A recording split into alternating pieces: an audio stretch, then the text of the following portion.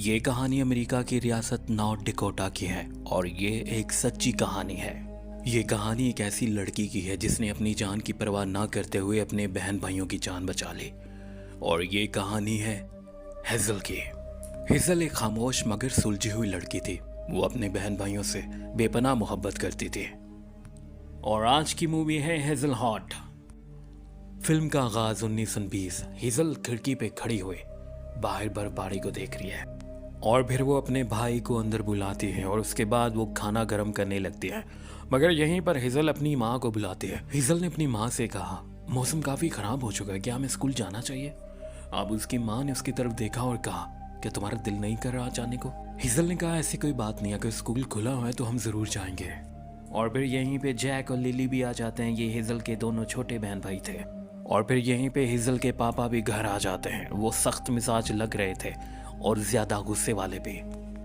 उनके पापा भी अपने बच्चों से बहुत मोहब्बत करते थे पर कभी जाहिर नहीं करते थे। और फिर हेजल की माँ ने कहा, अपने बहन भाइयों का ख्याल रखना।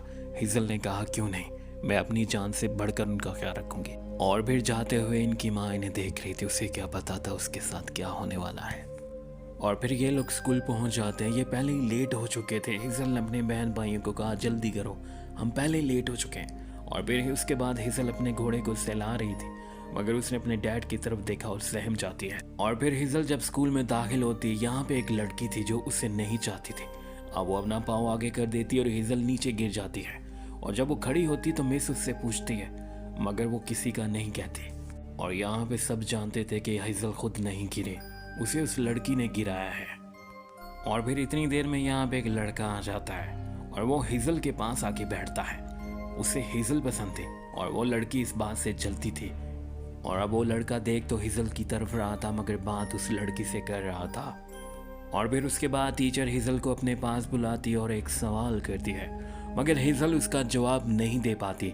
उसकी टीचर भी परेशान हो जाती हैं और फिर उसे कहती हैं, ठीक है, तुम जाके बैठ जाओ। और फिर जब ब्रेक होती है तो हमें नजर आता है हेजल अभी भी खिड़की से बाहर देख रही थी। वो मौसम की तरफ देख रही थी।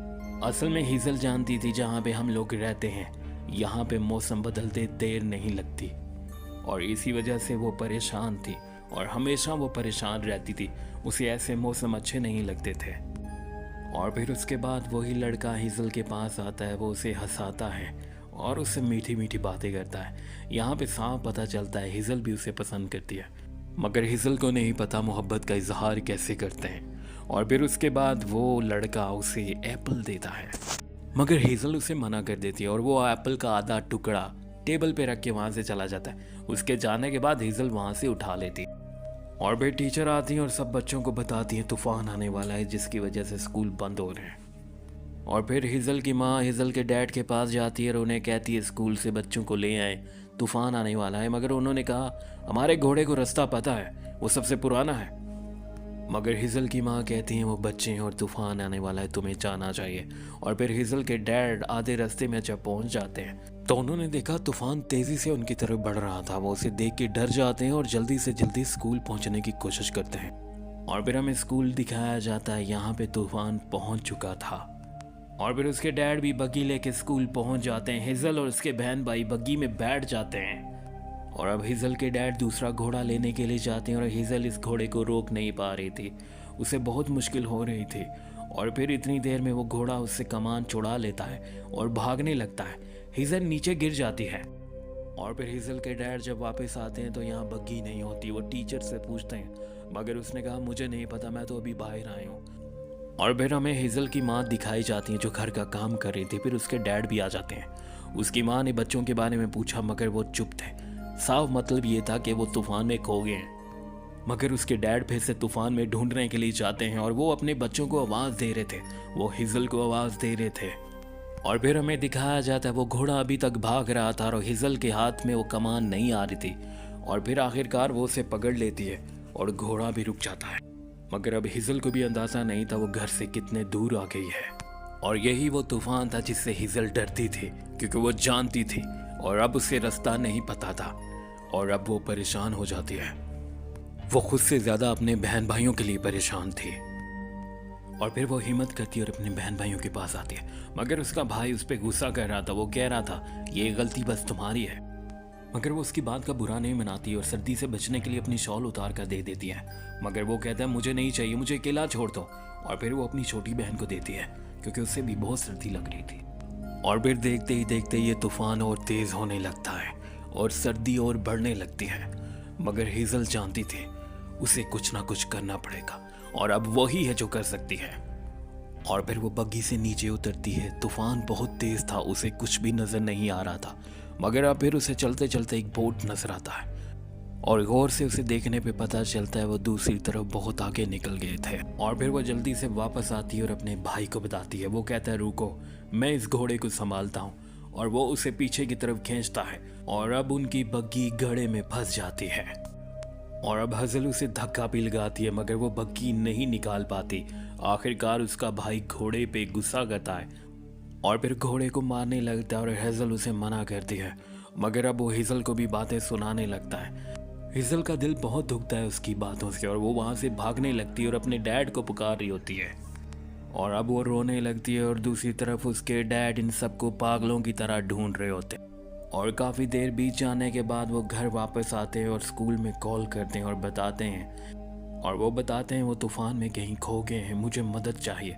मगर उस आदमी ने कहा अभी मदद नहीं मिल सकती, नीचे गांव में कुछ लोग हैं, मगर तूफान कम होगा तो वहाँ पे कोई जाएगा। और यहाँ पे वो लड़का भी था, वो हेजल के बारे में सुन रहा था। अब उस लड़के ने फैसला कर लिया था वो मदद मांगने के लिए खुद जाएगा। और इधर हेजल के डैड गुस्से में आ जाते हैं और खुद को कोसने लगते हैं। असल में गलती उन्हीं की थी, उन्हीं की सख्ती की वजह से ये सब कुछ हो रहा था। और फिर हमें हेजल दिखाई देती है, वो अपने बहन भाइयों के साथ बात कर रही थी। वो बहुत अच्छे से बात कर रही थी और अब वो उनके साथ हंसी मजाक कर रही थी जैसे कुछ हुआ नहीं। फिर बातों ही बातों में वो उनसे कहती है चलो हम तीनों मिलके धक्का लगाते हैं और इसको यहाँ से निकाल लेते हैं। और फिर हमें आगे पता चलता है तीनों ने उस बग्गी को बाहर निकाल दिया। तो अब ये चलते जा रहे थे और इनके सामने एक टीला आ जाता है। और अब हेजल ने इन दोनों को आवाज़ दी मगर जॉन बाहर आता है। हेजल को नहीं पता था उसकी बहन भी बाहर है। और जॉन अब पीछे से धक्का लगा रहा था और हेजल बग्गी को आगे से खींच रही थी। मगर वो बग्गी टीले से नीचे गिर जाती है। हेजल ने समझा उसकी बहन बग्गी में है और वो डर जाती है और रो रो के उसको आवाज़ें देती है। मगर फिर उसकी बहन उसे आवाज़ देती है और उसके पीछे खड़ी होती है। वो बग्गी से पहले ही उतर गई थी। और अब तूफान और भी तेज़ हो जाता है मगर हेजल अपने बहन भाइयों के लिए यहाँ पे एक कोट बना देती है। हेजल के पास एक और शॉल थी सर्दी से बचने के लिए, अब वो भी वहाँ पे लगा देती है। और फिर उसके बाद वो बाहर मदद मांगने के लिए जाती है। वो आवाज़ें दे रही थी और फिर उसे एक घर नजर आता है जिसमें रोशनी थी। मगर जब वो उसकी तरफ जाती है तो बर्फ में धंस जाती है और बहुत मुश्किल से वो वापस लौट कर आती है। उसकी हालत बहुत ख़राब हो रही थी। और फिर दूसरी तरफ उस लड़के को हेजल के ख्याल आ रहे थे और फिर अब उसने फैसला कर लिया था वो मदद मांगने के लिए जाएगा। और फिर वो तैयारी करके मदद मांगने के लिए चला जाता है। और दूसरी तरफ हेजल ने जो शॉल लगाई थी वो पूरी तरह से फट गई थी क्योंकि तूफान और भी तेज़ होता जा रहा था। और मगर उसे सर्दी रोकने के लिए इसे फिर से लगाना था। और अब हेजल की बहन कहती है मुझे भूख लगी और हेजल उसे वही एप्पल दे देती है जो उसे लड़के ने दिया था। वो उसने खाया नहीं था, वो बस संभाल के रख दिया था। और फिर यहाँ पे उसका भाई उसे कहता है एक बाइट तुम भी ले लो, मगर वो मना कर देती है। हेजल ऐसे दिखा रही थी जैसे कुछ हुआ ही नहीं, पर हकीकत में उसका जिस्म ठंडा पड़ता जा रहा था। और दूसरी तरह में वो लड़का नजर आता है, वो तूफान में निकल आया था मदद मांगने के लिए क्योंकि वो हेजल के बारे में सोच रहा था और उसके बारे में फिक्रमंद था। और फिर हमें नजर आता है हेजल ने जो शॉल लगाई थी एक हवा के झोंके से उसके 2 टुकड़े हो जाते हैं। और फिर हेजल ने अपने बहन भाइयों से कहा तुम ऐसा करो इस शॉल को मेरी कलाइयों पे बांध दो, क्योंकि वो दोनों नहीं जानते थे हेजल क्या करने वाली है। हेजल ने कहा मुझसे वादा करो तुम सोओगे नहीं और तुम लड़ोगे नहीं, जब तक मदद नहीं आ जाती तुम मुझे पुकारोगे नहीं। मैं तुम्हारे लिए मदद लेने जा रही हूँ और हो सकता है मुझे देर हो जाए और तुम लोग यहाँ से हिलोगे नहीं। और वो दोनों उसकी बात मान जाते हैं और हेजल उन्हें गले से लगाती है क्योंकि वो जानती है वो इन दोनों को आखिरी दफ़ा मिल रही है, क्योंकि वो जो काम करने जा रही है उसके बाद वो जिंदा नहीं रहेगी। और उसके बाद बग्गी को पकड़कर जो शॉल उसके दोनों हाथों पे बंधी हुई थी वो पकड़कर खड़ी हो जाती है। हालांकि ये काम उसे नहीं करना चाहिए था, अगर उसे ये काम करना भी था तो फेस उसका बग्गी के अंदर होना चाहिए था। मेरे ख्याल से उसे ये काम नहीं करना चाहिए था। वो अपनी भी जान बचा सकती थी और अपने बहन भाइयों की भी। खैर फिर हमें दिखाया जाता है वो लड़का मदद ले आता है और अब बहुत सारे लोग हो जाते हैं और ये सब मिल के ढूंढने लगते हैं। और काफ़ी देर के बाद इन्हें आवाज़ आती है जॉन की, और जॉन फिर से आवाज़ें देने लगता है और अब वो डैड के सामने था। और फिर जॉन हेज़ल के बारे में बताता है और सबसे पहले इसकी छोटी बहन भी मिल जाती है। वो बिल्कुल ठीक थी, मगर जब डैड ने देखा तो हेज़ल जम चुकी थी। हेज़ल ने हंसते हंसते अपनी जान कुर्बान कर दी थी। और अगर ये कोई फर्जी कहानी होती तो मैं कह सकता था कि डायरेक्टर का दिमाग खराब है, मगर जब ये कहा गया है कि ये एक सच्ची कहानी है, फिर मुझे समझ नहीं आती हेज़ल ने ऐसा क्यों किया। उसके पास बहुत सारे ऑप्शन थे और फिर हेज़ल को घर लेकर आते हैं। उसकी सांस तो चल रही थी और फिर यहाँ पे वो लड़का भी उसे देख रहा था। और फिर हेज़ल की माँ आती है, वो अपने दोनों बच्चों से लिपट जाती है और फिर जब वो हेज़ल की तरफ देखती है तो हेज़ल की हालत बिल्कुल भी ठीक नहीं थी। वो सांस ले रही थी, वो जिंदा थी, मगर फिर भी उसकी हालत बहुत अजीब थी।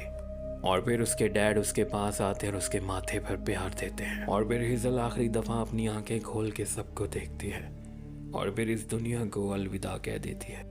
और फिर हेज़ल के डैड की आंखों में भी आंसू थे, वो अपने आंसू आज नहीं छुपा पाते हैं। और फिर उसके डैड उसके लिए फूट फूट के रोते हैं। और फिर आगे दिखाया जाता है वो लड़का उसकी कब्र पे एप्पल रखता है क्योंकि उसे एप्पल बहुत पसंद थे। और फिर हमें दिखाया जाता है हेज़ल उसके बाद भी उसके डैड को याद थी। वो जो भी काम करते थे वो अपनी बेटी को याद करते थे, और वो ही नहीं, उनकी पूरी फैमिली भी हेज़ल को हमेशा याद करती थी। और शायद वो जब तक जिंदा रहे होंगे तब तक उन्होंने हेज़ल को याद रखा होगा। और जैसा कि ये कहानी 1920 की है और आज 2025 है और 26 होने वाला है, तो इस तरह इस कहानी को 105 साल हो गए हैं। और ये बात मैं क्यों कर रहा हूँ, इसके पीछे मेरा मकसद क्या है? मेरा मकसद ये है, हेज़ल ने कुर्बानी दी और आज हमने उसकी कहानी सुनी और वो हम में ज़िंदा हो गई। और वो कुर्बानी ना देती, आम लोगों की तरह ज़िंदगी गुजारती और उस तूफ़ान में बच जाती, और हम इस मूवी को आज देखते या सुनते, हमारे दिल में वो ना होता जो आज उसके लिए है। पर उसने कुर्बानी दी दूसरों के लिए। मेरी नज़र में वो हीरो है, और हीरो वो नहीं जो बच जाए। मेरी नज़र में हीरो वो है जिसकी वजह से कोई बच जाए। मेरे लिए मूवी एक्सप्लेन करना बस मूवी एक्सप्लेन करना नहीं होता। मुझे कुछ कहानियाँ अपना बना लेती हैं और कुछ कहानियाँ मेरे दिल पे नक्श हो जाती हैं और फिर मैं उनको भूल ही नहीं पाता।